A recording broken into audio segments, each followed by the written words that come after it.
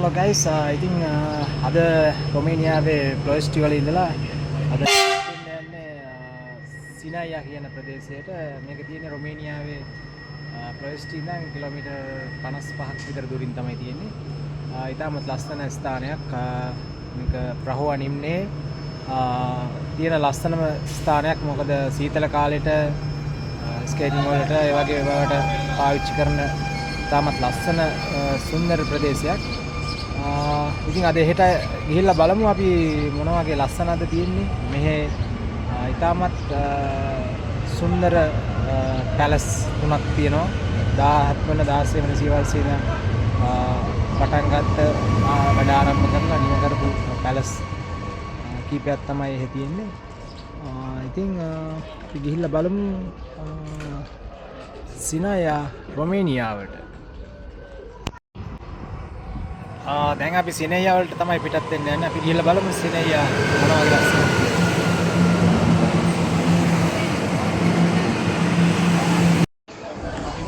Hello guys, දැන් ඇවිල්ලා ඉන්නේ රොමේනියාවේ සිනායා කියන ලස්සන ස්ථානේ බලන්න. මේ සිනායා ඇවිල්ලා තියෙන්නේ ප්ලොයිස්ටි වල ඉඳන් කිලෝමීටර් 30ක් විතර 30ක් නේ 50ක් විතර ඇති. ඉතින් මේ ලස්සන ස්ථානය ගැන කියනවා නම් ප්‍රහෝවා නිම්නේ කඳු වලල්ලකින් වට වෙලා තමයි තියෙන්නේ. මේකේ ඇත්තටම 19 වන සියවර්ෂයේ විතර හදපු පැලස් කීපයක් තියෙනවා. ඉතින් ඒව ටික නරඹලා ඒ වගේම මෙහි කඳු ටික නරඹන්න පුළුවන් අපිට. ඉතින් අපි ගිහිල්ලා බලමු සිනායා කොහොමද කියලා. ඉතින් අපි ස්ටේෂන් එකෙන් අපි පැලස් එකට ගිහිල්ලා බලමු මොන වගේ ලස්සනද තියෙන්නේ කියලා. hello guys, ඉතින් දැන් ඉන්නේ රොමේනියාවේ සිනායා වල. අද මේ රේස් එකක් තියෙනවා, රැලි එකක් තියෙනවා, කාර් රැලි එකක්. ඉතින් දැන් මම ඉන්නේ මේ කැඩලික් ATS රථයක් ඉදිරිපස. ඉතාමත් ලස්සනයි මේ රථය. Come di Lele? මේක ඉතාලියන් කාර් එකක්. L'Aviano no primissimo. පොඩ්ඩක් බලමු මේකේ කොහොමද විස්තර කියලා. කැඩලික් ATS රථය තමයි මේ තියෙන්නේ.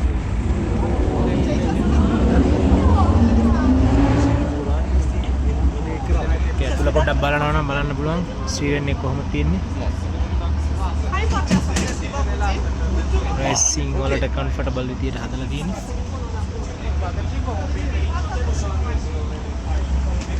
රැලි එකේ වාහනේ ක්‍රූ එක තමයි මේ ඉන්නේ. උත්තර තියෙන තවත් GTI රථයක්.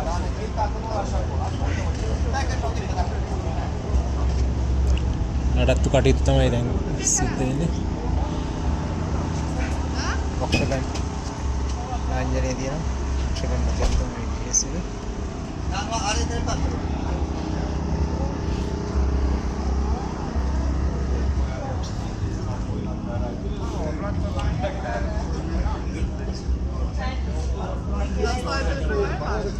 රොමේනියාවේ සිනායා කියන්නේ ඉතාමත් ලස්සන ප්‍රදේශයක්. කඳු වලින් වට වෙලා තියෙන්නේ. මේක ඇත්තටම සීත කාලේට වින්ටර් එකට තමයි ඉතාමත් ලස්සන. කේබල් කාර් සිස්ටම් එකක් තියෙනවා මෙහි. කඳු මුදුනේ ඉඳලා පල්ලට බහින්න ඉතාමත් ලස්සනයි ඒක. ඒ වගේම මෙහි 19 වෙනි සතවර්ෂයේ තරම් පැරණි කාසල්ස් තුනක් තියෙනවා. ඒවත් ඉතාමත් ප්‍රසිද්ධ ඒවා. ගොඩක් අය යුරෝපේ එනවා නරඹන්න. ඒ මාලිගා තුන නරඹන්න. තවත් රටේ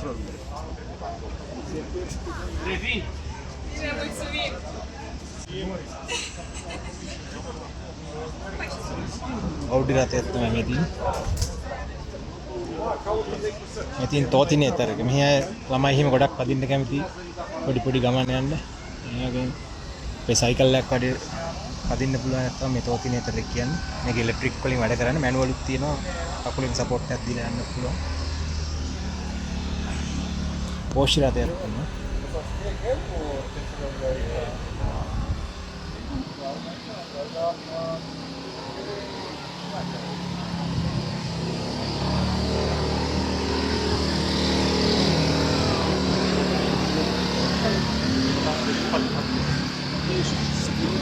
කොහමද ඩ්‍රයර් ටික?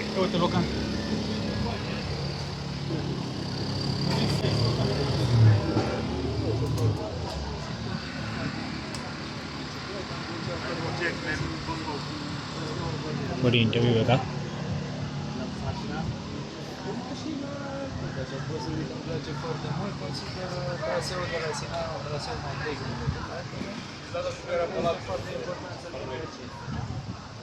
Unicredit bank එකකින් ස්පොන්ස් ගන්න.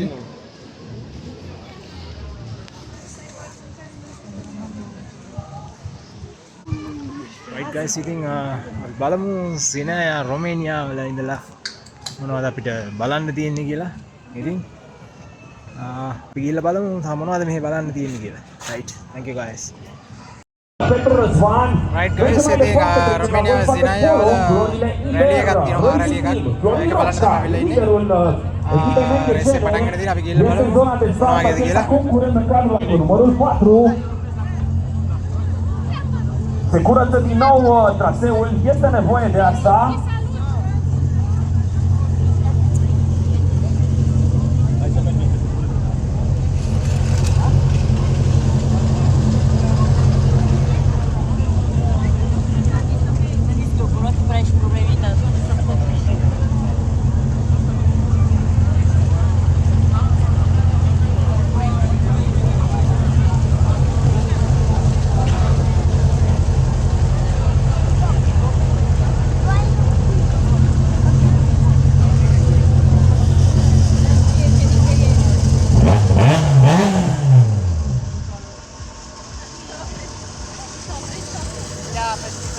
Da, mi-aș fi dorit să fie un start oprit doar pentru curățarea traseului. S-ar putea să fie un pic mai mult. Vedem imediat. Aștept confirmarea de la start, o văd pe cameră. Deci dacă mă aud oficialii, e curățare, da sau nu? Hai să vedem. Nu știu, vedem imediat, aflăm, vin cu informația către voi.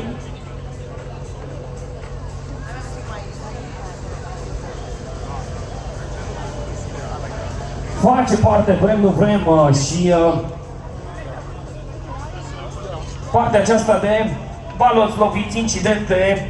Important este ca la final să fim în formă acolo, bine pregătiți. Hai să vedem exact despre ce este vorba.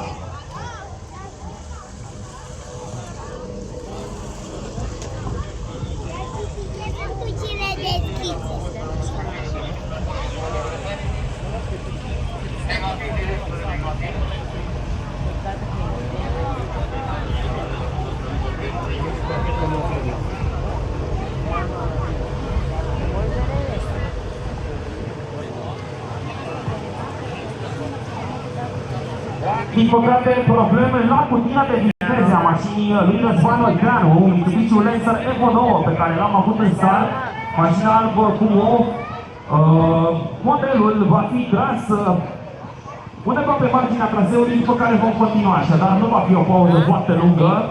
Vă repet, avem scurtă pauză pentru că Răzvan Olteanu a avut probleme la cutia de viteze a mașinii sale. Vorbim de mașini vinse destul de serios pentru alta performanță.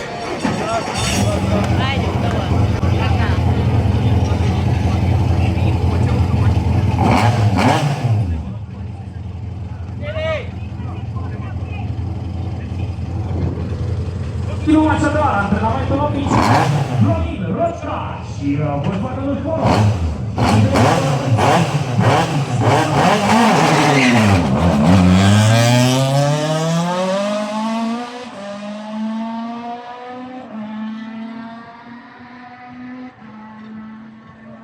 Mergem mai departe, iar spectacolul continuă la trofeul Ținea, așa cum vă spuneam, mașinile de timp mai rapide pe parcursul fiecărei manșe.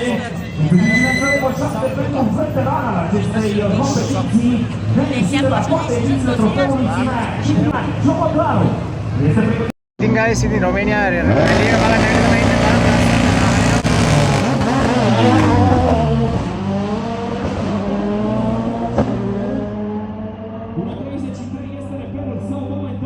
Aici la turisme, Mergem acestei grupe. ඉතින් රොමේනියාවේ සිනයවල තමයි දැන් ඉන්නේ. ලස්සන කාල් රැලි එකක් තියෙනවා. ඉතින් ඒක බලන ගමන් තමයි ඉන්නේ. ගොඩක් අය බලන්න වෙලා ඉන්නවා.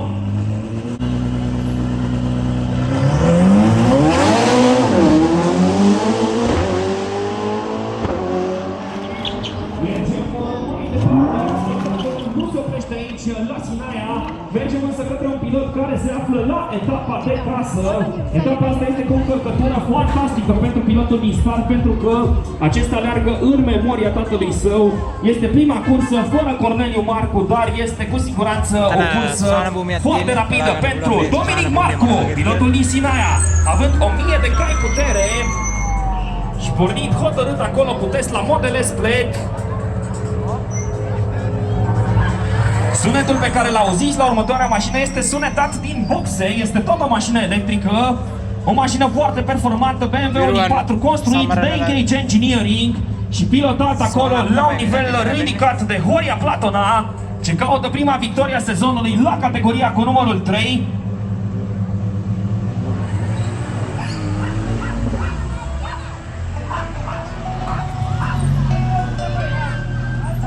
Mergem mai departe, continuăm acest antrenament. Avem un ATS RR Turbo, unul din cele 250 produse în lume, o mașină italiană adusă la start de ceva sezoane bune de Claudio Erhan și un model pe care foarte rar aveți ocazia să-l vedeți.